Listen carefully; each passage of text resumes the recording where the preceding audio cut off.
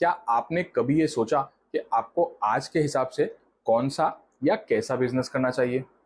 जी हाँ, 2024 और 2025 के लिए कौन सा बिजनेस बेस्ट होगा? आप न्यू बिजनेस स्टार्ट कर रहे हो तो कौन सा प्रोडक्ट सिलेक्ट करना चाहिए? और एग्जिस्टिंग बिजनेस में भी आपको क्या चेंजेस करना चाहिए जिससे आपको एक सेफ और सिक्योर इनकम आती रहे? आज मैं आपको 7 यूजफुल टिप्स देने वाला हूं, तो देखते रहिए। मेरा नाम है शोएब शेख और मैं आप सभी का प्रोडक्ट वाले में एक बार फिर से स्वागत करता हूं।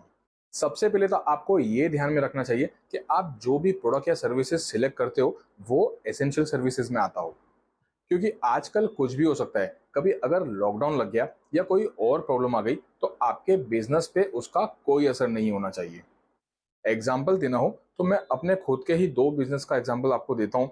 एक हम लोग फिश फीड मैन्युफैक्चरिंग करते हैं और दूसरा हम लोग फिश फार्मिंग के लिए मेडिसिन बनाते हैं। अब ये दोनों ही बिजनेस एसेंशियल सर्विसेज में आते हैं। अब कर्फ्यू लग जाए या लॉकडाउन हो जाए, हम अपने सारे शॉप्स को ओपन रख सकते हैं और मैं लॉकडाउन में भी ट्रेवल कर सकता हूँ। इसीलिए हमेशा कोशिश ये करना कि आपका प्रोडक्ट एसेंशियल सर्विसेज में आता हो, ताकि लॉकडाउन हो या कर्फ्यू लग जाए आपके बिजनेस पे फाइनेंशियल लॉस नहीं होना चाहिए। सेकेंड, आपको ये देखना है कि आप जो भी प्रोडक्ट सिलेक्ट कर रहे हो वो एक यूनिक प्रोडक्ट होना चाहिए। उसमें ज्यादा कंपटीशन नहीं होना चाहिए। अब बिल्कुल भी कंपटीशन ना हो ये पॉसिबल नहीं होता, पर ये कोशिश कीजिए कि उसमें कट थ्रोट कंपटीशन बिल्कुल ना हो। जैसे मैं अपने ही बिजनेस का एग्जांपल दूं तो मेरे शॉप्स के आसपास पूरे 100 किलोमीटर की दूरी पर कोई कॉम्पिटिटर नहीं है। अब आप सोचोगे कि ये कैसे हो सकता है, क्या ये पॉसिबल है? जानना चाहोगे तो कमेंट्स में लिखना, इसके ऊपर पूरा एक डिटेल में वीडियो बना के आपको दिखा दूंगा कि ये कैसे किया जाता है। थर्ड, आपको एक ऐसा प्रोडक्ट सिलेक्ट करना है जो आप ऑनलाइन और ऑफलाइन दोनों बेच सको। एक आपका शॉप हो जहां आप ऑफलाइन बेच रहे हो, कस्टमर आया, आपने उसको अटेंड किया, दिलो जान लगा दी आपने माल बेचने में। पर जब शॉप में कस्टमर ना हो तो फालतू में बैठ के टाइम वेस्ट नहीं करना है। बस एक बहुत ही सिंपल सा काम करना है। आपने अपना पीसी या लैपटॉप चालू किया और ऑनलाइन बेचने लग गए। ऑनलाइन बेचने के लिए आप प्रोडक्टवाले.com पर फ्री लिस्टिंग कर सकते हो। हम आपको फ्री वेब प्रेजेंस देते हैं। हम आपके लिए फ्री एसईओ यानी कि सर्च इंजन ऑप्टिमाइजेशन भी कर देते हैं, और इसके साथ साथ हम आपके लिए और आपके प्रोडक्ट्स के लिए फ्री प्रमोशन भी कर देते हैं, जहां पर लोग आपसे कमीशन और चार्जेस के नाम पे हजारों और लाखों रुपए ले रहे, वहीं पर हम आपको फ्री स्टार्टर पैक ऑफर करते हैं। अच्छा, क्या आपको ऐसे प्रोडक्ट्स की इंफॉर्मेशन चाहिए जो आप ऑनलाइन भी बेच सको और आप उसी प्रोडक्ट को ऑफलाइन भी सेल कर सको? मुझे कमेंट्स में बताना, मैं आपको इन्फॉर्मेशन दे दूंगा। और अगर ये वीडियो आपको अच्छा लग रहा हो या यूजफुल लग रहा हो तो इसे शेयर करना, चैनल को सब्सक्राइब करके बेल आइकन प्रेस कर देना, क्योंकि मैं ऐसे बहुत सारे यूजफुल टिप्स और बिजनेस के आइडियाज आप लोगों के लिए लेके आता रहूंगा। ऑनलाइन बेचने वालों को ऑफलाइन क्यों बेचना चाहिए और ऑफलाइन शॉप वालों को ऑनलाइन प्रेजेंस क्यों बनाना चाहिए, इसके ऊपर एक कंप्लीट वीडियो बना के लेके आने वाला हूं आप लोगों के लिए। फोर्थ, आपको एक ऐसा प्रोडक्ट सिलेक्ट करना चाहिए जिसके ऊपर जीएसटी ना हो या फिर कम से कम जीएसटी लगता हो। अब आप सोचोगे कि क्या बोल रहे हो भाई, जीएसटी ना भरना पड़े, ये कैसे हो सकता है? क्या कोई इलीगल बिजनेस बताने वाले हो? जी नहीं, बिल्कुल लीगल बिजनेस जिसमें आपको 1 रुपया भी जीएसटी नहीं भरना होगा। मैं आपको अपने खुद के प्रोडक्ट का एग्जांपल देता हूं। हम लोग फिश फीड मैन्युफैक्चर करते हैं। Fish feed GST exempted goods में आता है। इस पे 0% जीएसटी होता है। अगर मैं 1 करोड़ का भी माल बेच दूं तो उसके ऊपर मुझे 1 रुपया भी जीएसटी नहीं भरना है। वहीं दूसरी तरफ जिन प्रोडक्ट्स पर 18% जीएसटी होता है, वहां अगर आप 1 करोड़ का माल बेचोगे तो आपको उसके ऊपर लमसम 18 लाख रुपए जीएसटी भरना होगा। और जिस प्रोडक्ट पे 28% जीएसटी होता है, वहां पर अगर आप 1 करोड़ का माल बेचते हो तो आपको 1 करोड़ का माल बेचने पे सीधा सीधा 28 लाख रुपए सिर्फ और सिर्फ जीएसटी भरना होगा। तो प्रोडक्ट सिलेक्ट करते वक्त ये हमेशा ध्यान में रखो कि जो भी आप प्रोडक्ट सिलेक्ट कर रहे हो उस पे कम से कम जीएसटी एप्लीकेबल हो या फिर वो 0% जीएसटी के स्लैब में आता हो। फिफ्थ, आपको इस बात का ध्यान रखना है कि जो भी प्रोडक्ट आप सिलेक्ट कर रहे हो वो लाइट वेट हो, यानी कि बहुत ही हल्का हो और ज्यादा बल्की ना हो। देखो, मैं आपको हवा में बातें करके झूठा मोटिवेशन नहीं दूंगा कि मार्क जकरबर्ग ने ये किया या जेफ बेजोस ने ये किया, आप भी करो, आगे बढ़ो। दिल को अच्छा लगने वाला झूठा मोटिवेशन देके आपको झूठी खुशी नहीं देना है, बिल्कुल ग्राउंड रियलिटी सिखाने वाला हूँ। अच्छा, यहाँ मैं आपको अपने खुद के 3 प्रोडक्ट्स का एग्जाम्पल देता हूँ। एक है हमारी एमोनिया टेस्ट किट। ये एमोनिया टेस्ट करने के लिए काम आती है। ये बहुत ही साइज में छोटी होती है और लाइट वेट होती है। इसको स्टोर करने के लिए यानी स्टॉक कर रखने के लिए ज़्यादा जगह की भी ज़रूरत नहीं होती है, बहुत लाइट वेट होती है। अगर ऐसी 100-200 एमोनिया टेस्ट किट भी उठाना पड़े तो मैं अकेला उठा सकता हूँ, इसमें मुझे लेबर की भी ज़रूरत नहीं पड़ेगी। दूसरा हमारा ये ग्रोथ बूस्टर है, ये 1 किलो की पैकिंग में आता है। इसे अगर ज़्यादा क्वांटिटी में स्टॉक रखना हो तो थोड़ी बड़ी जगह की ज़रूरत होती है, और अगर ज़्यादा क्वांटिटी में इसे उठाना हो तो मैं अकेला उठा भी नहीं सकता, मुझे एक लेबर की भी ज़रूरत पड़ेगी।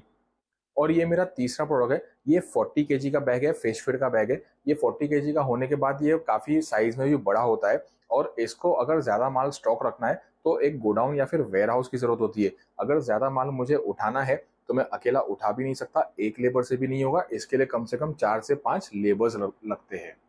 अच्छा, अगर इन तीनों प्रोडक्ट्स को मुझे कुरियर से भेजना हो, एक एक सिंगल पीस की अगर मैं बात करूं, तो सबसे छोटे वाला जो प्रोडक्ट है इसको कुरियर करने के लिए मुझे 50 रुपए की जरूरत होगी। अगर दूसरे वाला प्रोडक्ट अगर मुझे कुरियर करना है तो ये कम से कम 100 से 150 रुपए के आसपास इसका कुरियर चार्जेस हो जाएगा। और बड़ा वाला अगर मुझे बैग कुरियर करना है तो 1500 रुपए में भी कोई कुरियर इसे लेके जाने के लिए रेडी नहीं होगा, क्योंकि ये काफी हैवी और बल्की होता है।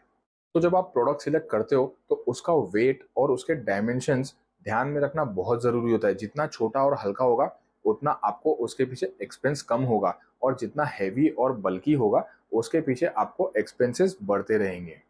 इसके बाद 6 नंबर पे आपको ये ध्यान रखना है कि आप जो भी प्रोडक्ट सिलेक्ट करते हो उस प्रोडक्ट के पीछे एक्सपेंसेस कम हो और उस प्रोडक्ट पे प्रॉफिट मार्जिन ज़्यादा हो।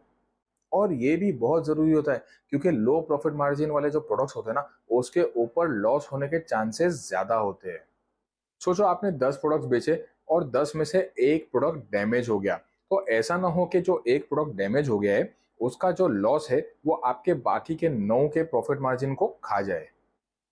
इसीलिए किसी भी प्रोडक्ट के पीछे एक्सपेंसेस कम होना चाहिए और प्रॉफिट ज्यादा होना चाहिए, तभी आप सक्सेसफुल हो सकोगे। 7th नंबर पर आपको ये देखना है कि आप किसी बड़ी कंपनी के साथ उसका डीलर बन के काम करना चाहोगे या फिर अपना खुद का एक अच्छा सा ब्रांड बनाना चाहोगे। अब यहाँ पर दोनों में कुछ एडवांटेजेस और डिसएडवांटेज होता है। अब अगर आप किसी बड़ी कंपनी का डीलर बन जाते हो तो प्रोडक्ट या माल उनके नाम पर बिकेगा और आपका बिजनेस बहुत आसानी से सेट हो जाएगा। पर यहाँ पर आपको एक बात का ध्यान रखना है कि जिस कंपनी से आप माल ले रहे हो वो आपको आपके एरिया के लिए मोनोपोली दे रहे हैं क्या। ऐसा ना हो कि वो आपको माल दे दे और आपके आसपास आप ही के एरिया में दूसरे भी 2-4 लोगों को वो माल दे दे, जिसकी वजह से आपको परेशानी खड़ी हो जाए, क्योंकि ऐसे में आप कमा नहीं सकोगे। आप अगर 100 रुपए का मार्जिन रखोगे तो दूसरा वाला 90 का मार्जिन कर देगा, अगर वो दूसरा वाला 90 का कर दिया तो तीसरा वाला 80 का कर देगा। ऐसे कम करते करते आपका मार्जिन खत्म हो जाएगा, और बस एक दूसरे का बिजनेस डाउन करने में दिमाग लगाते रहोगे और खुद के बिजनेस पे कॉन्सेंट्रेट नहीं कर सकोगे। वहीं दूसरी तरफ अपना खुद का ब्रांड बनाने में भी बहुत फायदा होता है, बहुत डिफिकल्ट होता है, बहुत मेहनत लगती है। मैंने खुद बनाया है, 7 साल हो गए। 7 साल में क्या क्या डिफिकल्टीज फेस किया हूँ मैं आपको आगे बताने वाला हूँ, जो आपको काम आएगा और उसी से आप सीख के बहुत कुछ एक्सपीरियंस ले सकोगे। खुद का ब्रांड बनाना बिल्कुल आसान नहीं होता, पर बॉस जिस दिन आपका ब्रांड चल गया ना, आपको कुछ करने की जरूरत नहीं पड़ेगी, सब कुछ ऑटोमेटिकली चलता रहेगा। अब ये सब कैसे करना है पूरा A to Z आपको डिटेल में सिखाने वाला हूँ। इस वक्त मैं यहाँ पर मुंबई में हूँ। मेरा एक ब्रांच है भिवंडी में, एक है खोपोली में, एक है पुणे में, एक है पालघर में। यूपी में मेरा माल बिक रहा है, आसाम में बिक रहा है। तो ये सब कुछ जो होता है ना, ये एक ऑटो पायलट मोड होता है। अब वहां तक कैसे पहुंचना है और क्या करना है, ये आपको बहुत ही डिटेल में सिखाने वाला हूँ। तो प्रोडक्ट वाले के साथ बने रहना। एक बात याद रखना कि ये कोई जादू का मंत्र नहीं है, ना ही कोई फेकोलॉजी है कि जैक मा ने ये किया, सुंदर पिचाई ने वो किया। ये सारी बातें सिर्फ और सिर्फ सुनने में अच्छी लगती है।